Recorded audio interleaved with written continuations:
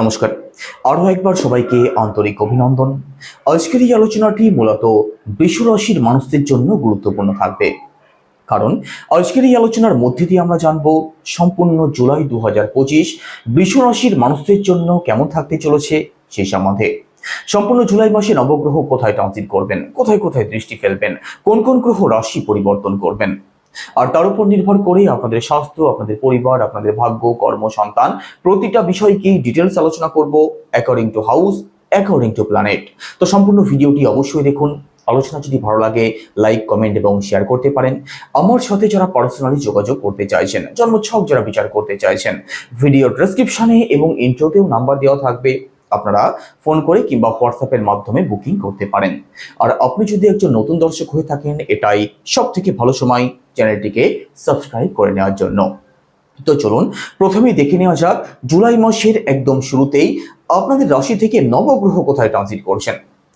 আপনাদের রাশির লর্ড শুক্র গ্রহ আপনাদের রাশিতে অবস্থান করছেন, আপনাদের সেকেন্ড হাউসে একত্রে অবস্থান করছেন রবি এবং বৃহস্পতি, আপনাদের থার্ড হাউসে রয়েছেন বুধ গ্রহ, ফোর্থ হাউসে একত্রে অবস্থান করছেন মঙ্গল এবং কেতু গ্রহ, আপনাদের দশম ভাবে অবস্থান করছেন রাহু, আর একাদশ ভাবে কর্মফলদাতা শনিদেব।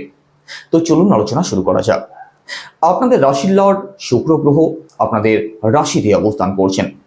তো দেখুন, স্বাস্থ্যের কথা যদি বলা হয়, সম্পূর্ণ জুলাই মাসে স্বাস্থ্য সংক্রান্ত দিক নিয়ে কোনো দুশ্চিন্তার কোনো কারণ থাকছে না। স্বাস্থ্য আপনাদের ভালোই থাকবে। কিছু কিছু ক্ষেত্রে ছোটখাটো প্রবলেম, শারীরিক দুর্বলতা এগুলো আপনাদের মধ্যে কম বেশি থাকতে পারে। এটাকে বাদ দিলে মেজর কোনো শারীরিক ইস্যুর সম্ভাবনা থাকছে না সম্পূর্ণ জুলাই মাসের মধ্যে। এবার পরিবার, সেকেন্ড হাউস থেকে পরিবারকে বিচার করা হয়। আপনাদের সেকেন্ড হাউসের লর্ড বুধ গ্রহ আপনাদের থার্ড হাউসে চন্দ্রের ঘরে অবস্থান করছেন। দেখুন, এখানে বুধের অবস্থান যে থার্ড হাউসে খুব বেশি খারাপ থাকছে সেটা তো নয়। তো পারিবারিক দিকটা আপনাদের ভালোই থাকবে। তবে একটা দিক আপনি অবশ্যই লক্ষ্য করতে পারবেন, আপনার পরিবারের মধ্যে জুলাই মাসে ইমোশন সেন্টিমেন্ট একটু বেশি থাকবে। তো ইমোশন সেন্টিমেন্টের চক্করে পড়ে ছোটখাটো কিছু প্রবলেম যাতে তৈরি না হয়ে যায় সেদিক থেকে একটু সিরিয়াস থাকবেন। একই সাথে 16 জুলাইয়ের আগে পর্যন্ত রবি আপনাদের সেকেন্ড হাউসে অবস্থান করছেন। এই সময় পরিবারের মানুষদের মধ্যে একটু ডমিনেটিং নেচার আপনি লক্ষ্য করতে পারেন। বাদ বাকি পারিবারিক দিকটা আপনাদের ভালোই থাকবে। দেবগুরু বৃহস্পতিও যেহেতু আপনাদের সেকেন্ড হাউসে অবস্থান করছেন, পরিবারের সুখ শান্তির জায়গাটা অবশ্যই বজায় থাকবে। একই সাথে সেকেন্ড হাউস থেকে আমাদের ফিনান্স, আমাদের ব্যাংক ব্যালেন্স, আমাদের সেভিংস এই সমস্ত দিককেও বিচার করা হয়। দেবগুরু বৃহস্পতি সেভিংস এর কারক হয়ে আপনাদের সেকেন্ড হাউসে অবস্থান করছেন। তো সেভিংস তো আপনি অবশ্যই করবেন। ইনকামের জায়গাটা যেমন আপনাদের ভালো থাকবে, আর আপনি সেটা সেভিংসও করতে পারবেন, তারও পূর্ণ সম্ভাবনা রয়েছে সম্পূর্ণ জুলাই মাসের মধ্যে। একই সাথে থার্ড হাউসের কথা যদি বলা হয়, আপনাদের থার্ড হাউসের লর্ড চন্দ্র চন্দ্রের ঘরে বুধ অবস্থান করছেন। সম্পূর্ণ জুলাই মাসে চন্দ্রের ঘরে নেগেটিভ কোনো গ্রহের প্রভাব পড়ছে না। তো থার্ড হাউস আপনাদের ভালো থাকবে। সব থেকে বেশি তাদের জন্য ভালো থাকবে যারা অনলাইন কোনো কাজের সাথে যুক্ত আছেন, কোনো ডিজিটাল কাজের সাথে যুক্ত আছেন, সোশ্যাল মিডিয়া, ফেসবুক, ইউটিউব সংক্রান্ত কাজ যারা করেন, আপনাদের জন্য সম্পূর্ণ জুলাই মাসটা পজিটিভ থাকবে। একই সাথে আপনাদের মধ্যে সাহস থাকবে, আপনাদের মধ্যে আত্মবিশ্বাস থাকবে। যে কোনো কাজ আপনি বুদ্ধি খাটিয়ে করার চেষ্টা করবেন, কারণ চন্দ্রের ঘরে বুধ, আপনাদের মনে কিন্তু বুদ্ধিমত্তা অবশ্যই থাকবে। যে কোনো কাজ নিজের মতো করে করতে পছন্দ করবেন, বুদ্ধি খাটিয়ে করতে পছন্দ করবেন। একই সাথে আপনার ছোট ভাই বোন, কাছের আত্মীয় স্বজন, পাড়া প্রতিবেশী এদের সাথেও কিন্তু আপনাদের অ্যাটাচমেন্ট বন্ডিং এর জায়গাটা ভালো থাকবে, তার পূর্ণ সম্ভাবনা রয়েছে। সম্পূর্ণ জুলাই মাসের মধ্যে শর্ট ট্রাভেলও আপনাদের হতে পারে, সেই সম্ভাবনাও তৈরি হচ্ছে।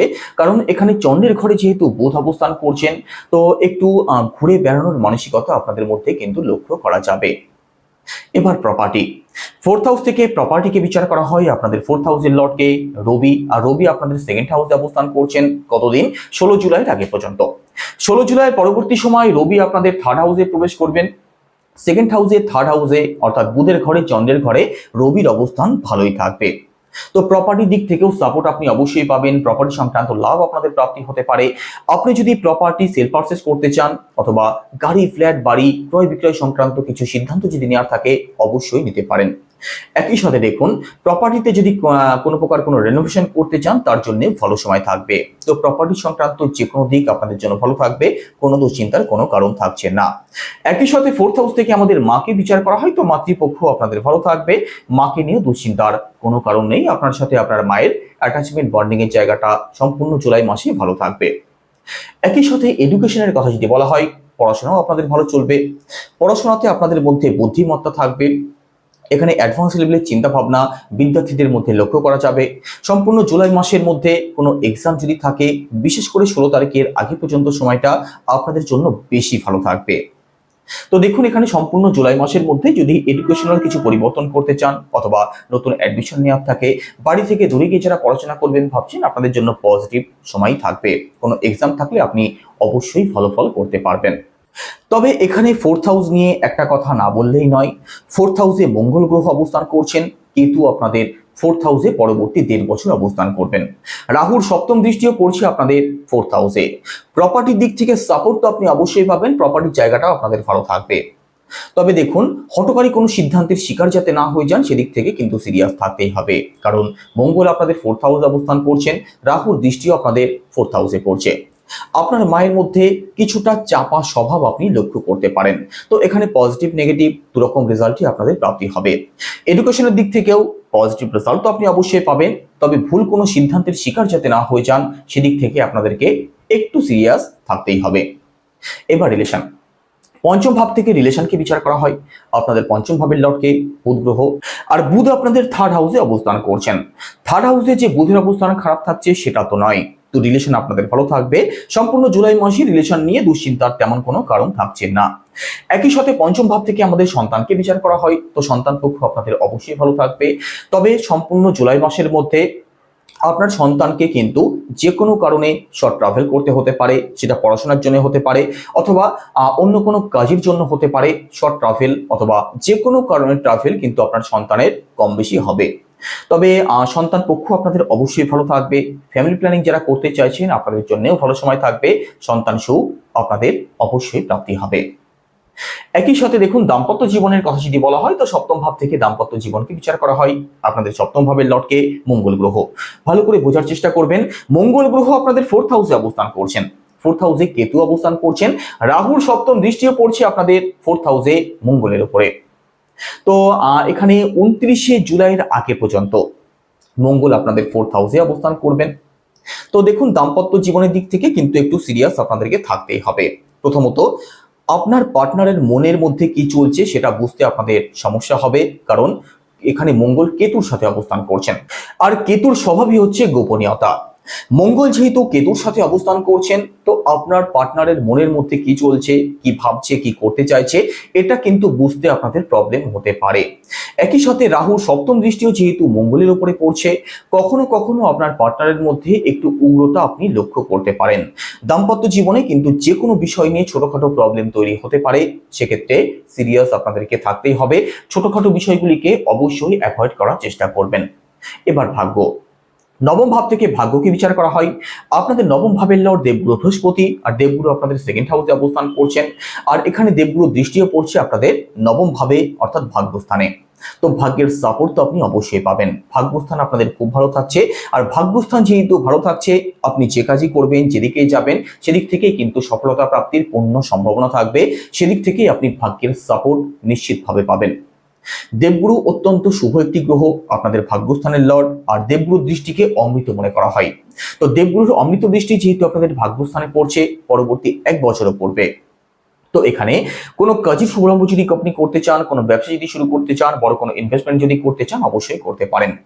সম্পূর্ণ জুলাই মাসের মধ্যে নয়, পরবর্তী 1 বছরের মধ্যে যদি আপনি শুভ কার্য, মাঙ্গলিক কার্য অথবা ধার্মিক অনুষ্ঠান করতে চান, সেটাও করতে পারেন।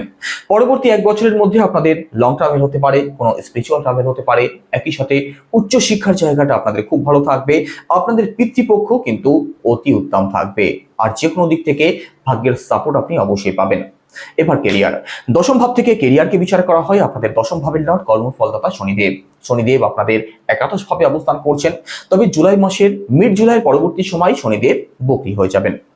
তো দেখুন, মিড জুলাইয়ের পর থেকে কিন্তু কর্মজীবনের দিক থেকে একটু প্রেশার আপনাদের উপরে পড়তে পারে, তবে কাজ আপনাদের অবশ্যই ভালো চলবে। কাজের দিক থেকে সাকসেসও প্রাপ্তি হবে।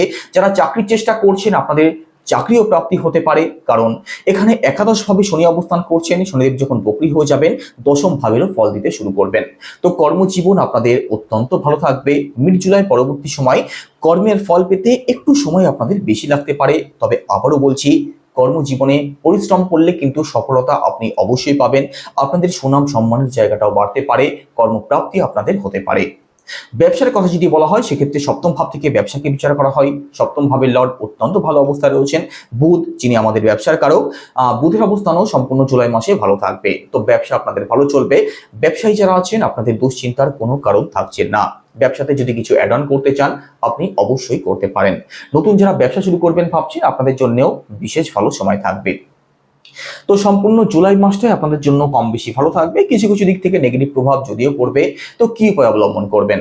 প্রথমত শনির বীজ মন্ত্র আপনাদের জপ করতেই হবে, বিশেষ করে মিড জুলাই পরবর্তী সময় থেকে। সেটা কি? ওম প্রাম প্রিম প্রমসা শনিশ্চরায় নমঃ, রোজ 108 বার। আর উদীয়মান সূর্যকে সম্পূর্ণ 2025 জল অর্পণ করতে কিন্তু ভুলবেন না। তো কেমন লাগলো আলোচনা কেমন লাগলো অবশ্যই কমেন্টে জানাবেন। সবাই ভালো থাকুন, সুস্থ থাকুন, নমস্কার।